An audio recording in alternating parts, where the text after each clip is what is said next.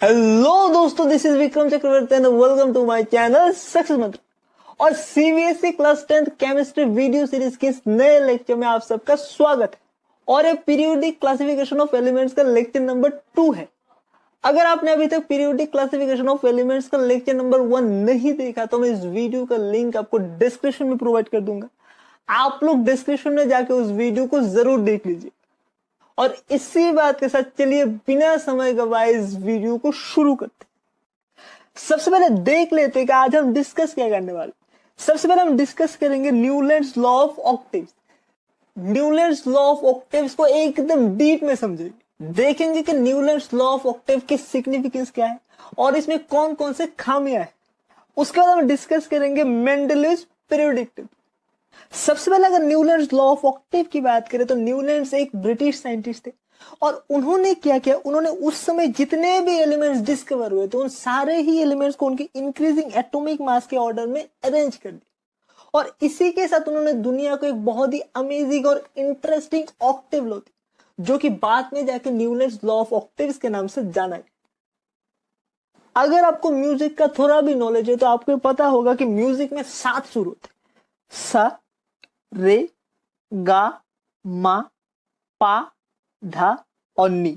और जो 8वां सुर होता है वो बिल्कुल पहले सुर जैसा होता है। और वैसे ही 9th म्यूजिकल नोट बिल्कुल 2nd म्यूजिकल नोट जैसा होता है। मतलब in music repetition of musical note takes place after every 7 note. इसी तरीके से जब एलिमेंट्स को उनकी इंक्रीजिंग एटॉमिक मास के ऑर्डर में अरेंज किया गया तब देखा गया कि properties of every 8th element are similar to the properties of the first element, which is similar to the repetition of 8th note in an octave of music, and that is why this law is known as law of octaves.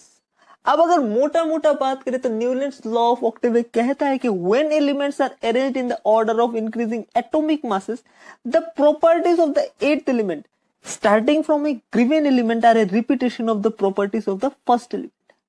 मतलब जब elements को उनके increasing atomic mass के order में arrange किया गया, then the properties of every 8th element are a repetition of the properties of first element. Now this is a part of the periodic table given by Newlands. अब अगर lithium को first element consider करें तो according to Newlands law of octave, lithium से शुरू करके जो 8वां एलिमेंट है, that is in this case sodium, sodium का प्रॉपर्टीज बिल्कुल लिथियम जैसा होता है।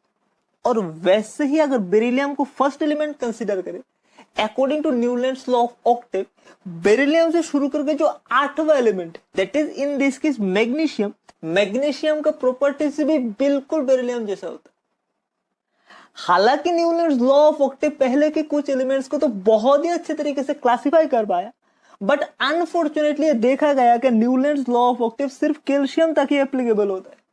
मतलब कैल्शियम के बाद जितने भी एलिमेंट्स हैं उनमें हम Newlands law of octave use कर ही नहीं सकते। इसका मतलब है after calcium every 8th element did not possess the properties similar to that of the first element.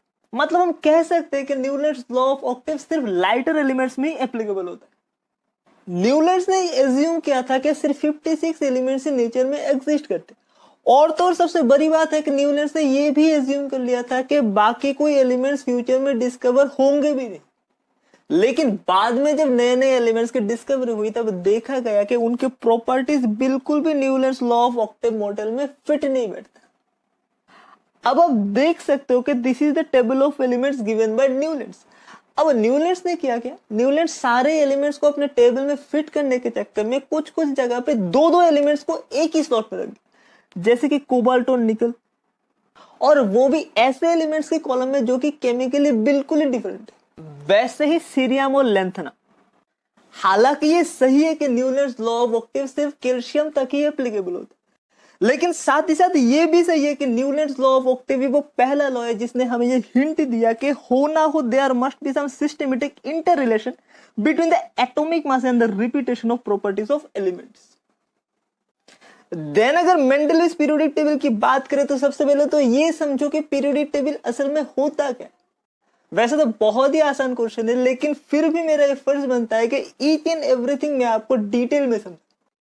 तो पीरियोडिक टेबल बेसिकली एक chart, basically chart of elements, जिसे कुछ इस तरीके से प्रिपेयर किया गया ताकि एलिमेंट्स जिनकी प्रॉपर्टी सिमिलर है वो सेम वर्टिकल कॉलम में रहे। जिन्हें कहा जाता है ग्रुप्स। अगर आप थोड़ा सा गौर करोगे तब पाओगे कि न्यूलैंड्स लॉ ऑफ ऑक्टेव में भी कैल्शियम तक एलिमेंट्स को कुछ इस तरीके से रखा गया है ताकि एलिमेंट्स जिनकी प्रॉपर्टी सिमिलर वो सेम वर्टिकल कॉलम में।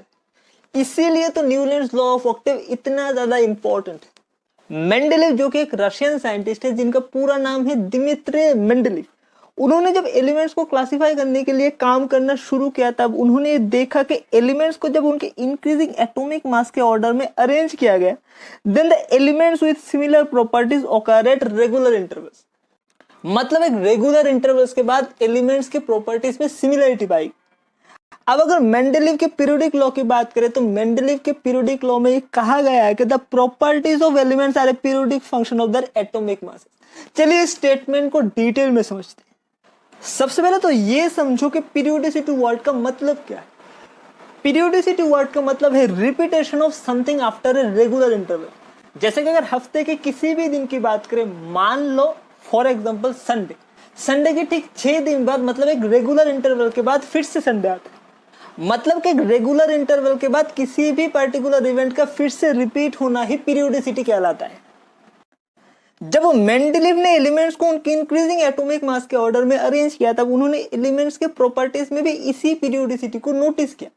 उन्होंने ऑब्जर्व किया कि after a regular interval the repetition of properties of elements is taking place. इसीलिए तो मेंडेलीव ने अपने पीरियोडिक लॉ में कहा कि the properties of elements are a periodic function of their atomic masses. I hope मेरी पूरी बात आपको बहुत अच्छे से समझ में आए। मेंडेलीव ने अपने पीरियोडिक टेबल में उस समय तक जितने भी एलिमेंट डिस्कवर हुए थे, यानी कि 63 एलिमेंट्स को कुछ इस तरीके से अरेंज किया ताकि एलिमेंट्स जिनकी प्रॉपर्टी सिमिलर वो सेम वर्टिकल कॉलम में। अब मैं जानता हूं कि एक सवाल तो डेफिनेटली आपके जहन में आ रहा होगा कि ये जो सिमिलर प्रॉपर्टीज की बात हो रही है, ये प्रॉपर्टीज असल में है कौन से? So the properties used by Mendeleev to classify elements into groups were the similar chemical formula of their oxides and hydrides। अब सवाल बनता है कि सिर्फ केमिकल फॉर्मूला को ही एज ए डिसाइडिंग फैक्टर क्यों यूज किया गया। अब इसका जवाब है, आपने ऑलरेडी क्लास 9 में पढ़ा होगा कि जब दो एटम्स द्वारा किसी कंपाउंड का फॉर्मेशन होता है तब उस कंपाउंड का जो केमिकल फॉर्मूला है वो उन दोनों एटम्स के वैलेंसी के ऊपर डिपेंड करता है। जैसे कि अगर वाटर की बात करें तो हाइड्रोजन का वैलेंसी है 1 एंड ऑक्सीजन का वैलेंसी है 2। अब क्या करना होगा, अब इन दोनों वैलेंसीज को एक्सचेंज करना होगा। मतलब हाइड्रोजन का वैलेंसी जाएगा ऑक्सीजन के पास एंड ऑक्सीजन का वैलेंसी जाएगा हाइड्रोजन के पास। देन वाटर का केमिकल फॉर्मूला निकलेगा H2O। और वैलेंसी क्या है? Valency is the number of electron loose और gain in the outermost shell of an atom to complete its octet. और आपको तो ये पता ही होगा कि जब कोई एटम किसी केमिकल रिएक्शन में पार्टिसिपेट करता है तो सिर्फ अपना आउटर मोस्ट इलेक्ट्रॉन यूज करता है। इनर मोस्ट शेल के जो इलेक्ट्रॉन्स होते हैं वो किसी केमिकल रिएक्शन में पार्टिसिपेट करते ही नहीं।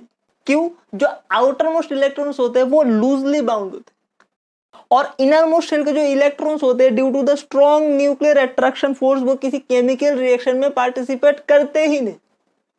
सो अगर किसी दो एलिमेंट्स के ऑक्साइड्स और हाइड्रेट्स का केमिकल फॉर्मूला सेम है, इसका मतलब है उन दोनों एलिमेंट्स का वैलेंसी भी सेम है। और अगर उन दोनों एलिमेंट्स का वैलेंसी सेम है, इसका मतलब है उन दोनों एलिमेंट्स का आउटर इलेक्ट्रॉनिक कॉन्फ़िगरेशन भी सेम है। और अगर आउटर इलेक्ट्रॉनिक कॉन्फ़िगरेशन सेम हुआ, इसका मतलब है वो सिमिलर केमिकल प्रॉपर्टीज शो करेगी। क्योंकि केमिकल रिएक्शन में पार्टिसिपेट तो आउटर मोस्ट शेल के इलेक्ट्रॉन ही करेंगे ना। अब एक और छोटा सा सवाल कि क्यों सिर्फ एलिमेंट्स के ऑक्साइड्स और हाइड्रेट्स को ही स्टडी किया गया? ये इसीलिए क्योंकि ऑक्सीजन और हाइड्रोजन केमिकली बहुत ही रिएक्टिव है, इसीलिए लगभग सभी एलिमेंट्स ऑक्सीजन और हाइड्रोजन के साथ रिएक्शन करके ऑक्साइड्स और हाइड्रेट्स का फॉर्मेशन करते हैं। तो जैसा कि हमने हमारे प्रीवियस स्लाइड में देखा था कि the elements having similar chemical properties forms oxides and hydrates having similar chemical formulas. जैसे कि the oxides of lithium, sodium and potassium having the general formula R2O, और वैसे ही the hydrates of lithium, sodium and potassium having the general formula RH।